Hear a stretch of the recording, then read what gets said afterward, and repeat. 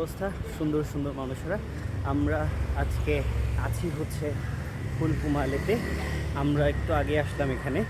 আমরা এসে প্রথমে হোটেলে চেক ইন করলাম, এরপরে খাওয়া দাওয়া করে এখন আমরা বের হয়েছি। এখানে আসার পরে প্রথমত কুইক রিয়েলাইজেশন যেটা, সেটা হচ্ছে যে এই জিনিসগুলো মাফুসে হচ্ছে একটু এক্সপেন্সিভ, কারণ ওখানে যে খাবার দাবার থেকে শুরু করে জিনিস যায় ওইটা হচ্ছে এখান থেকে ওখানে শিপে করে নিয়ে যাওয়া হয়, এই কারণে হচ্ছে ওই জায়গাটা একটু এক্সপেন্সিভ।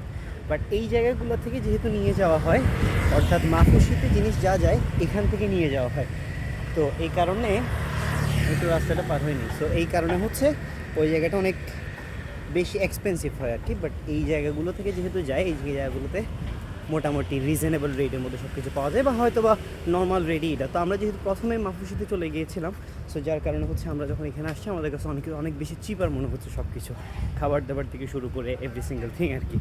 এই হচ্ছে কুইক রিয়েলাইজেশন। দেখা যাক যে কোথায় কোথায় যেতে পারি। See you in the next video. Tata.